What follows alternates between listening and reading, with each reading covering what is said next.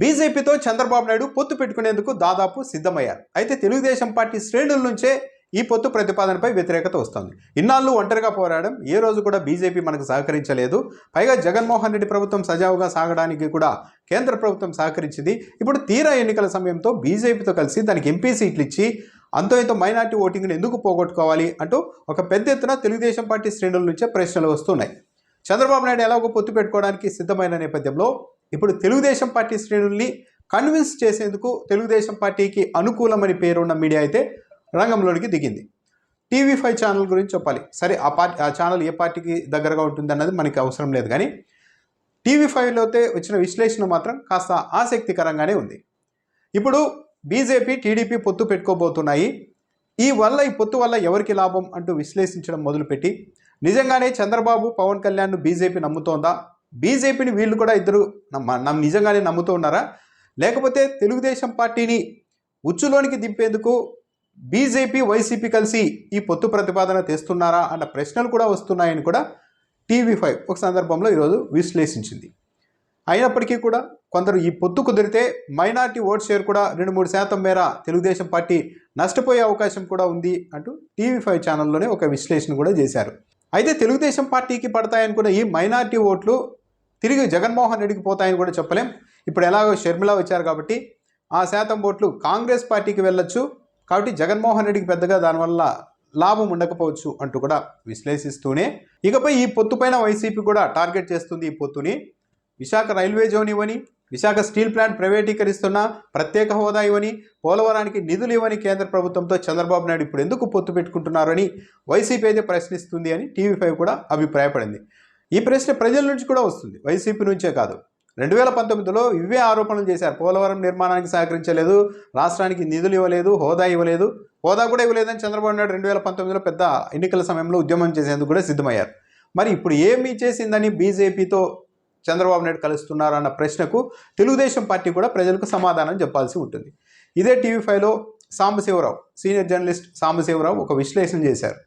ఆయన పూర్తిగా Telugu Desam party శ్రేణుల్ని convince చేసేలాగే తన వంతు ప్రయత్నం చేశారు. బీజేపీతో పొత్తు పెట్టుకోవడం వల్ల తెలుగుదేశం పార్టీకి ప్రతిసారి కలిసే వస్తుంది. 99లో కూడా పొత్తు పెట్టుకున్నారు. అప్పుడు చంద్రబాబు నాయుడు అధికారంలోకి వచ్చారు, కేంద్రంలో చక్రం తిప్పారు. ఆ సమయంలోనే 1999లో గెలవడం వల్లే ఐటీని ఈ స్థాయిలో చంద్రబాబు నాయుడు విస్తరించగలిగారు. అందుకు అప్పట్లో ప్రధానిగా ఉన్న వాజ్పేయి, అద్వానీ ఎంతో సహకరించారు అంటూ సాంబశివరావు విశ్లేషించారు. ఇప్పటివరకు ఎక్కడా కూడా ఏపీలో ఐటీ అంటే ఓన్లీ చంద్రబాబు నాయుడు వల్లే సాధ్యమైందని చెప్పారు. కానీ ఇప్పుడు బీజేపీతో పొత్తు మంచిదే అని కన్విన్స్ చేసేందుకు టీడీపీ శ్రేణుల్ని అప్పట్లో చంద్రబాబు నాయుడు ఐటీని ఈ స్థాయిలో విస్తరించారు అంటే అప్పుడు ప్రధానిగా ఉన్న వాజ్పేయి సహకారం కూడా ఉంది అంటూ ఈరోజు చెబుతూ ఉన్నారు. తిరిగి 2014లో కూడా బీజేపీతో పొత్తు పెట్టుకోవడం వల్లే అధికారంలోనికి వచ్చారు అని కూడా విశ్లేషించారు. అయితే బీజేపీతో పొత్తు పెట్టుకున్న ప్రతిసారి తెలుగుదేశం పార్టీ గెలుస్తోంది అని కూడా చెప్పలేం. 2004లో కూడా కలిసే వెళ్ళారు. చంద్రబాబు నాయుడు మాటలను ఏకంగా ముందస్తు ఎన్నికలకు కూడా వచ్చేందుకు బీజేపీ ప్రయత్నించింది. ఆ సమయంలో ఒక్క బోర్లా పడ్డారు. చంద్రబాబు నాయుడు ఇక్కడ ఓడిపోయారు, సెంటర్లో ఎన్డీఏ ప్రభుత్వం కూడా ఓడిపోయింది. కాబట్టి ఆ ట్రాక్ రికార్డు కూడా ఉంది. 2014లో కూడా గెలిచాం కదా అని సాంబశివరావు లాంటి వారు చెప్పొచ్చు, కానీ 2014లో పరిస్థితులకి ఇప్పటికీ పరిస్థితులకి చాలా తేడా ఉంది. 2014లో ఏపీలో బీజేపీ మీద వ్యతిరేకత పెద్దగా లేదు. పైగా కాంగ్రెస్ పార్టీ అప్పుడు రాష్ట్రాన్ని విభజించింది. ఆ సమయంలోనే ప్రత్యేక హోదా 10 ఏళ్ళు కావాలంటూ వెంకయ్యనాయుడు లాంటి వారు పార్లమెంట్లో మాట్లాడడంతో బీజేపీ పట్ల కాస్త సానుకూలత కూడా ఉంది. దాంతో ఆ రోజు ఓటింగ్ కలిసి వచ్చింది.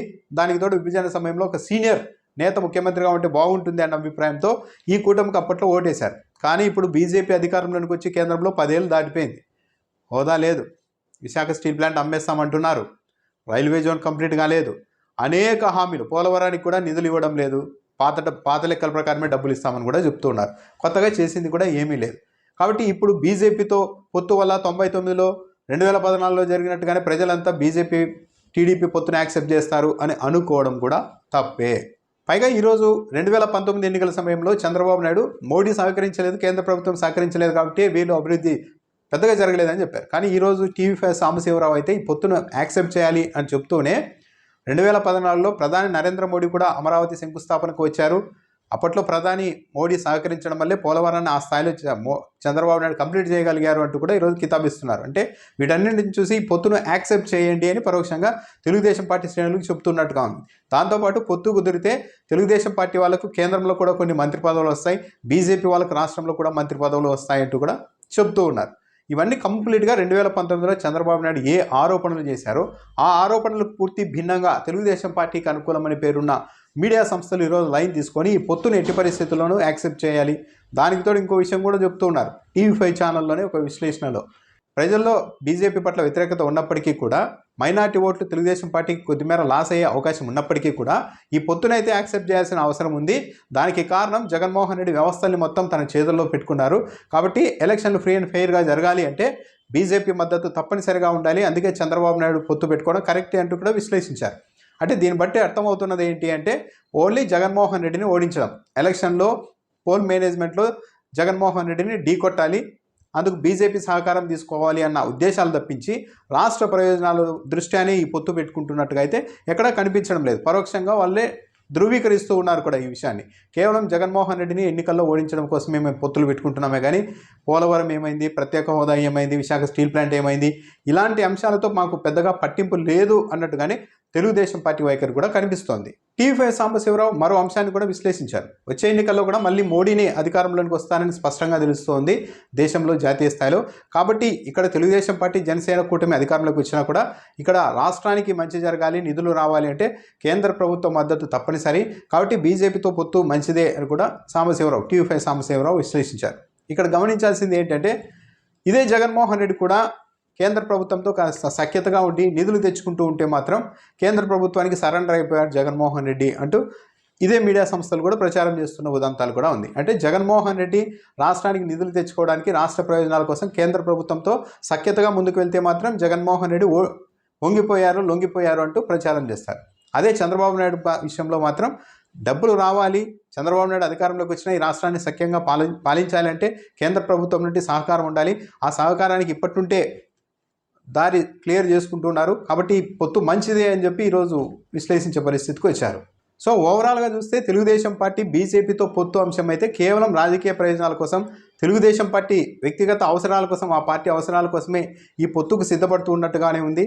అందులోనూ కొందరు మైనార్టీ ఓటింగ్ ఈసారి మళ్ళీ తగ్గుతుంది, బీజేపీ వైపు టీడీపీ కలిస్తే టీడీపీకి రావాల్సిన మైనార్టీ ఓటింగ్ తగ్గిపోతుందని తెలిసి కూడా తెలుగుదేశం పార్టీ బీజేపీతో కలిసి వెళ్లేందుకు సిద్ధమవుతోంది అంటే ఇది చాలా లోతైన అంశంగానే కనిపిస్తుంది. ఎన్నికల్లో గెలిచినా ఓడినా తెలుగుదేశం పార్టీ ఏమీ కాకుండా సజీవంగా ఉండాలి అంటే బీజేపీతో స్నేహంగా ఉండాల్సిన అవసరం ఉంది అన్న ఉద్దేశంతోనే చంద్రబాబు నాయుడు ఈ పొత్తును సొంత కార్యకర్తలే తీవ్రస్థాయిలో వ్యతిరేకిస్తున్నా ఈ పొత్తు పెట్టుకునేందుకు ముందుకు వెళ్తున్నట్టుగా అయితే స్పష్టంగా ఉంది. ఎన్నికల్లో గెలిచినా ఓడినా తెలుగుదేశం పార్టీకి ఇబ్బంది రాకూడదు, సజీవంగా ఉండాలి, బీజేపీ తెలుగుదేశం పార్టీని మింగేసే పరిస్థితి రాకూడదు.